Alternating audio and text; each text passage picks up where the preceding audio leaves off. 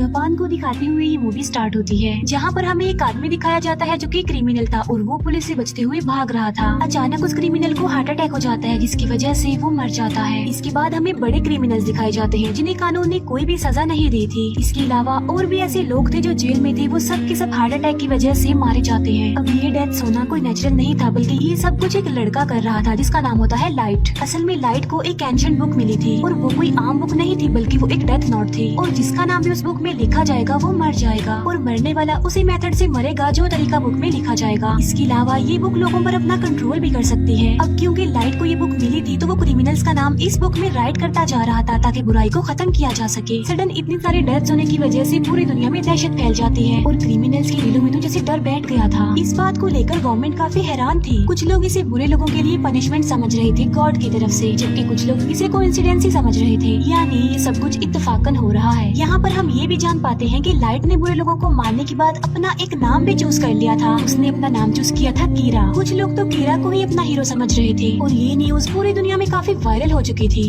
इसके बाद हमें लाइव न्यूज पर एक क्रिमिनल दिखाया जाता है जिसने एक फैमिली को प्रिजनर बना लिया था। लाइट समेत सभी लोग इस न्यूज को देख रहे थे। लाइट के हाथ में उस वक्त वो डेथ नोट भी थी। थोड़ी देर के बाद ये न्यूज दिखाई जाती है कि अचानक से उस क्रिमिनल की डेथ हो गई है। कीरा यानी लाइट इस पार्ट में भी एक स्टूडेंट ही दिखाया गया है जो कि लॉ का स्टूडेंट है। कीरा की एक बेस्ट फ्रेंड होती है जिसका नाम होता है मीसा, और उन दोनों का रिलेशनशिप काफी अच्छा था। कॉलेज में लाइट मीसा को अपने बारे में बताता है कि एक रात में एक बार में गया और उस बार में क्रिमिनल्स भी थे, यानी किलर, चोरी करने वाले एक्सेट्रा। लाइट वहाँ पर कुछ क्रिमिनल्स की बातें सुनता है जो क्राइम करने के बावजूद भी खुश थे क्योंकि उन्हें सजा नहीं हुई थी, और वो क्रिमिनल्स लाइट के साथ भी मिसबिहेव करते हैं, लेकिन लाइट चाहते हुए भी उनका कुछ नहीं कर सकता था। और फिर बेबस लाइट बार से बाहर आ जाता है और वो अपनी लॉ की बुक को फेंक देता है, ये सोचते हुए कि ये बुक बेकार है, उसके किसी काम की नहीं, क्योंकि इस बुक के होने के बावजूद भी वो किसी को इंसाफ नहीं दिला सकता था। लेकिन उसकी लाइफ उस वक्त पलट जाती है जब उसे ये डेथ नोट मिलती है, और ये बुक लाइट को एक जमीन पर पड़ी हुई मिलती है। और हैरत की बात तो ये है कि बुक के अलावा हर तरफ बारिश पड़ रही थी। इसके बाद लाइट उस बुक को लेकर घर आ जाता है। लाइट अपनी फ्रेंड मीसा से ये सारी बातें शेयर कर रहा था, लेकिन मीसा को वो बुक के बारे में नहीं बताता, क्योंकि लाइट किसी से भी अपना ये सीक्रेट शेयर नहीं करता था। लाइट को जब ये बुक मिली थी तब वो इसकी रियलिटी के बारे में कुछ नहीं जानता था कि ये बुक, ये डेथ नोट आखिर है क्या। लेकिन लाइट इस बुक के रूल्स पढ़ लेता है, यानी रूल्स के अकॉर्डिंग जिसका नाम इस बुक पर लिखा जाएगा वो मर जाएगा। इसके अलावा नाम लिखने का मेथड, मौत आने का मेथड सब मेंशन होते हैं उस पर। फिर लाइट टीवी पर एक क्रिमिनल के बारे में न्यूज देखता है, तब वो इस बुक को चेक करने के लिए उस क्रिमिनल का नाम इस बुक में लिख देता है। इसके बाद रात गुजर जाती है और सुबह को हम लाइट को देखते हैं जो कि न्यूज़पेपर पढ़ रहा होता है। वो देखता है कि जिस क्रिमिनल का नाम कल रात उसने डेथ नोट में लिखा था वो मर चुका है। ये देखकर लाइट काफी शॉक्ड रह जाता है। इसके बाद भी लाइट को इस बुक पर बिलीफ नहीं आ रहा था, इसीलिए वो इस बुक को दोबारा चेक करना चाहता था, और बुक को चेक करने के लिए लाइट उसी क्रिमिनल के पास जाता है जिसने बार में लाइट के साथ मिसबिहेव किया था, और अब लाइट डेथ नोट में उसका भी नाम लिख देता है और साथ साथ वो उसकी मौत का तरीका भी लिख देता है। लाइट ने उसके लिए मौत का तरीका लिखा था हार्ट अटैक, और देखते ही देखते थोड़ी देर में हार्ट अटैक की वजह से उसकी मौत हो जाती है, और लाइट की आंखों के सामने ही वो क्रिमिनल अपना दम तोड़ देता है। ये देखकर लाइट और ज्यादा हैरान हो जाता है। अब क्योंकि लाइट ने सब कुछ अपनी आंखों से देख लिया था, इसीलिए उसे इस बुक पर यकीन आ गया था कि ये बुक और इसके रूल्स बिल्कुल सही काम करते हैं। लाइट जब वापस आ रहा होता है तब वो फर्स्ट टाइम इस बुक के गार्डियन से मिलता है, और इस बुक का गार्डियन था एंजल ऑफ डेथ, यानी मौत का फरिश्ता। अब क्योंकि एंजल ऑफ डेथ देखने में काफी डरावना था, इसी वजह से लाइट उससे डर जाता है। लेकिन लाइट को बाद में ये बात पता चल जाती है कि जिसके पास ये बुक होगी, एंजल ऑफ डेथ सिर्फ उसी को ही नजर आएगा।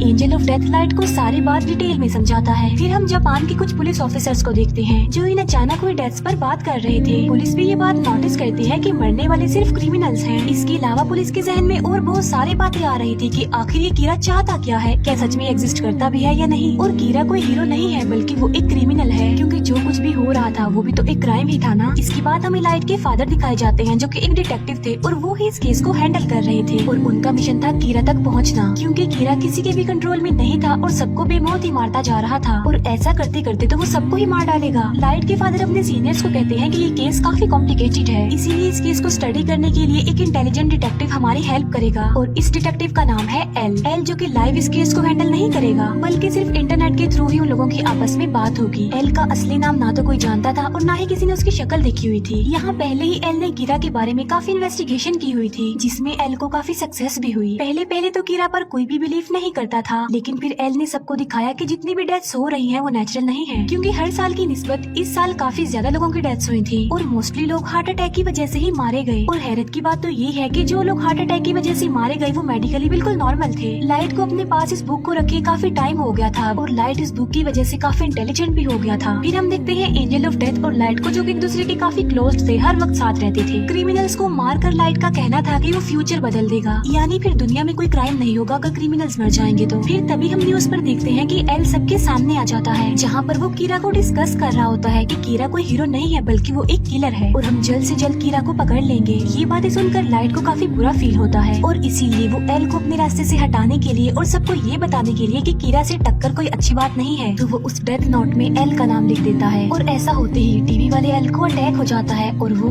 मर जाता है। सब लोग ये देखकर काफी हैरान रह जाते हैं और एल ये देखकर तो काफी खुश हो जाता है, लेकिन लाइट उस वक्त शॉक्ड हो जाता है जब उसे ये पता चलता है कि जो आदमी अभी अभी मरा है वो असली एल नहीं है। फिर हम देखते हैं कि असली एल सामने तो नहीं आता, लेकिन वो टीवी पर बात कर रहा होता है और वो कहता है कि कीरा मैं हूँ असली एल। और टीवी की ये ट्रांसमिशन सिर्फ जापान में ही सेंड की गई, जिससे ये बात तो क्लियर हो गई कि कीरा तुम जापान से ही बिलोंग करते हो। एल ये भी कहता है कि कीरा तुम सिर्फ उसी पर्सन को मार सकते हो जिसका नाम और शक्ल तुम जानते हो। ये देखकर लाइट को काफी गुस्सा आ जाता है और वो काफी वरिड भी था, क्योंकि अब तक वो ये सोचता आ रहा था कि वो नहीं पकड़ा जाएगा, लेकिन अब उसे फिक्र इस बात की थी कि उसका टक्कर लेने वाला एल जो आ गया है, क्योंकि लाइट ना तो उसका नाम जानता था और ना ही कभी उसने उसका फेस देखा था। इसके बाद एल और कीरा की इस फाइट के बारे में काफी डिस्कशन होती है। एल का कहना था कि मैं एक जस्टिस हूँ और कीरा एक किलर है, इसीलिए मैं कीरा को सजा दिलवाऊंगा। एंजल ऑफ डेथ भी इस मैटर में लाइट की कोई हेल्प नहीं कर सकता था, क्योंकि एंजल ऑफ डेथ बेशक बुक के मालिक को नजर आता है लेकिन वो किसी का साथ नहीं देता। फिर हम देखते हैं कि एल इन अचानक होने वाली डेथ्स का डाटा निकाल लेता है और वो ये जान पाता है कि ये डेथ स्कूल्स और कॉलेजेस की छुट्टी के बाद होती है। इसका मतलब ये है कि कीरा एक कॉलेज स्टूडेंट है। फिर सबका शक लाइट पर होता है, क्योंकि उसके फादर एक डिटेक्टिव भी थे और वो कीरा के केस पर इन्वेस्टिगेशन भी कर रहे थे। अब क्योंकि लाइट अपने फादर के डाटा पर एक्सेस कर सकता था, इसीलिए वो शक के दायरे में आ गया। अब क्योंकि वो ये बात जान चुके थे कि कीरा स्कूल्स और कॉलेजेस के ऑफ टाइम में लोगों को मारता है, इसीलिए लाइट अब स्कूल टाइम में भी लोगों को मारने लगा। अब यहाँ पर एल का डाउट और ज्यादा बढ़ जाता है कि वो एक स्टूडेंट ही है, इसीलिए कीरा ने हमारा ध्यान बटाने के लिए अब स्कूल टाइम में भी किलिंग्स करना शुरू कर दी है। एल को ये बात भी पता चल जाती है कि कीरा की एक्सेस डेटाबेस तक भी है, इसीलिए एल लाइट के फादर को बताता है कि कीरा डेटाबेस पर भी एक्सेस कर सकता है। तो या तो कीरा कोई पुलिस ऑफिसर है या फिर कोई अपना ही है। कुछ दिन बाद लाइट को रियलाइज होता है कि पुलिस उस पर नजर रख रही है। एल ने उसके पीछे कुछ डिटेक्टिव्स को लगाया हुआ है। लाइट एल को अपने रास्ते से हटाना चाहता था। एंजल ऑफ डेथ लाइट को बताता है कि मुझे सब पता होता है कि इंसान का नाम क्या है और इंसान की जिंदगी के कितने साल बाकी रह गए हैं। तब लाइट एंजल ऑफ डेथ को कहता है कि तुम मुझे एल का असली नाम बता दो, जिसके बदले में एंजल ऑफ डेथ लाइट की आधी जिंदगी ही मांग लेता है और इसके लिए लाइट साफ इनकार कर देता है। जो एजेंट लाइट के पीछे लगा हुआ था उससे जान छुड़ाने के लिए लाइट को एक आइडिया आता है। लाइट और मीसा एक बस में जाते हैं, जहाँ पर वो एजेंट भी लाइट के पीछे उस बस में चला जाता है। फिर लाइट उस एजेंट से पूछता है कि आखिर तुम मेरा पीछा क्यों कर रहे हो, जिस पर वो एजेंट कोई जवाब नहीं देता। तभी उस बस में एक क्रिमिनल आ जाता है जो बस की ड्राइवर पर गन पॉइंट कर देता है। लाइट ने वहाँ पर एक पेपर पर एक नोट लिखा था कि वो तुम्हें पकड़ लेगा तो तुम उससे गन छीन लेना, लेकिन सडन वो पेपर लाइट के हाथ से नीचे गिर जाता है और क्रिमिनल ये देखकर उस पेपर को अपने हाथ में ले लेता है और फिर उस क्रिमिनल की नजर एंजल ऑफ डेथ पर पड़ती है। क्रिमिनल एंजल ऑफ डेथ को काफी शूट करता है, लेकिन वो तो खुद मौत का फरिश्ता था, इसीलिए उसे कुछ नहीं होता। ये देखकर वो क्रिमिनल डर जाता है, इसीलिए वो बस रोक कर वहाँ से भाग जाता है, लेकिन एक कार उस क्रिमिनल को हिट कर देती है जिससे वो मर जाता है। ये सब कुछ लाइट के प्लान के मुताबिक हुआ था, क्योंकि वो उस FBI एजेंट का नाम जानना चाहता था। इसके बाद लाइट उस एजेंट को कह देता है कि अब तुम मेरा पीछा मत करना। फिर हम उसी FBI एजेंट को देखते हैं जो कि अपनी वाइफ के साथ होता है। अब लाइट क्योंकि काफी इंटेलिजेंट था, इसीलिए उसने इन एजेंट से जान छुड़वाने के लिए एक चाल चली थी। वो एल को तो मार नहीं सकता था, इसीलिए वो उन लोगों को मारना चाहता था जिन्हें एल ने हायर किया था। इसीलिए अपनी किलिंग्स का आगाज वो उस FBI एजेंट से करता है। लाइट उस FBI एजेंट से सब एजेंट्स के नाम ले लेता है जो एजेंट्स इस केस में शामिल थे, लेकिन थोड़ी देर बाद ही उस FBI एजेंट की मौत हो जाती है और वो मौत भी हार्ट अटैक की वजह से ही होती है। क्योंकि लाइट उस FBI एजेंट को जिंदा रखना नहीं चाहता था, इसीलिए उसने उसको मौत दे दी। अब यहाँ पर सवाल ये उठता है कि अगर कीरा हीरो है तो फिर वो अच्छे लोगों को क्यों मार रहा है। इसके बाद सब FBI एजेंट्स एक एक करके मारे जाने लगे। ये बात एल तक भी पहुँच जाती है और इस वजह से सब पुलिस ऑफिसर्स काफी डर जाते हैं, क्योंकि उन्हें लग रहा था कि कीरा के हाथों एक ना एक दिन वो भी मारे जाएंगे। बहुत सारे पुलिस ऑफिसर्स तो इस केस को अधूरा छोड़कर ही चले जाते हैं। अब क्योंकि पुलिस के पास और कोई भी ऑप्शन नहीं बचा था, इसीलिए वो एल को कहते हैं कि हम आपसे मिलना चाहते हैं। फिर सब पुलिस ऑफिसर्स एल से मिलने जाते हैं। यहाँ पर हमें फर्स्ट टाइम एल दिखाया जाता है जो कि बिल्कुल यंग था और किसी बच्चे की लुक दे रहा था और एजेंट तो वो कहीं से भी नहीं लग रहा था। फिर हम देखते हैं कि उस एजेंट की वाइफ भी अपने हस्बैंड की मौत पर इंक्वायरी कर रही है और वो मीसा से भी मिलती है।